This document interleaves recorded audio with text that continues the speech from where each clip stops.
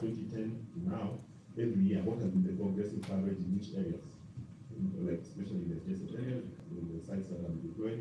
And it also helped point out something. The telecom issue. It's been in the press for many years now that customers are suffering from poor service. So what exactly can be done in terms of mapping these time series on the effective broadband coverage for some of those areas?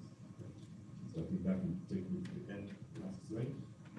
And thank you very much.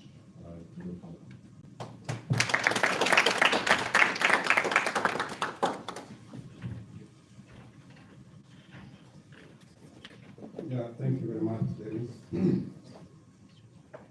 Unfortunately, we are running out of time. We need to speed up. But all this is interesting, isn't it? We've listened to the state of affairs, as they say. Insofar as CA is concerned, we are next going to have a look at the state of affairs as far as other agencies and government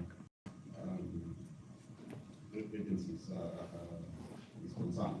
But before we take a break, there's an opportunity, a 5 minutes opportunity maximum for any burning questions or questions for clarifications. Yes.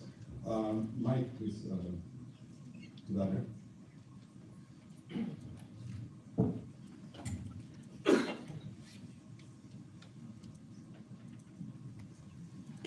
Maybe you need a mic also for this gentleman? They don't have to stand.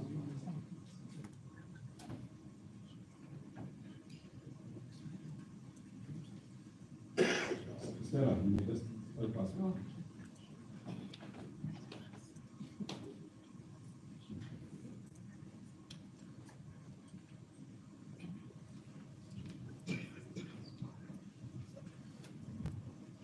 Good morning. Yeah. I wear lots of hats, but my name is Ben Roberts, and I'll say ICT in the Private Sector Alliance. I've probably got two questions. I'll make them very simple, but it's building on from your remarks, Mr. Kamai. Number one question is, what is broadband? Number two question is, how do we inform consumers about broadband? The subject we're talking about is National Broadband Systems Mapping in Kenya. And exactly as Mr. Kamai mentioned, we have a problem with our definition of broadband. I was involved in the 2019 ICT policy, and I did keep bringing this up, but nobody wants to go back on it, I think.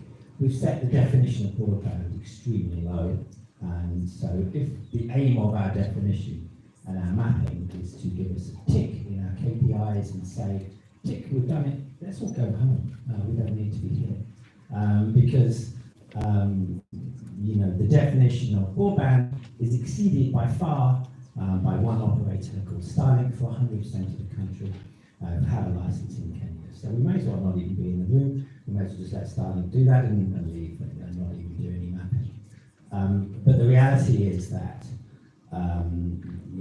first of all, there's a difference. Every jurisdiction in the world is defining mobile broadband and fixed broadband differently. Some mobile technologies employed in certain ways can deliver the fixed broadband, such as fixed wireless access 5G. But we need to decouple the technology side and say, what is mobile broadband, what is fixed broadband? My colleague here lives in Lavington. He says he uses Starlink because it's more reliable than the fiber he gets in Lavington. So we have not just talking about speeds, it's talking about reliability. We need a definition that is definition of more like this concept of meaningful broadband or meaningful connectivity, but it also then needs to hone into that definition some technical parameters and more than one technical parameter, not just speed. So we need to revisit this. We can't do any more mapping or anything until we really understand what is the what that is all about, and we can't hark back to targets of Vision 2030. When Vision 2030 was written, we didn't even have vision. We'd be sitting at home doing Zoom calls for our work. We had a vision of something else. So we need to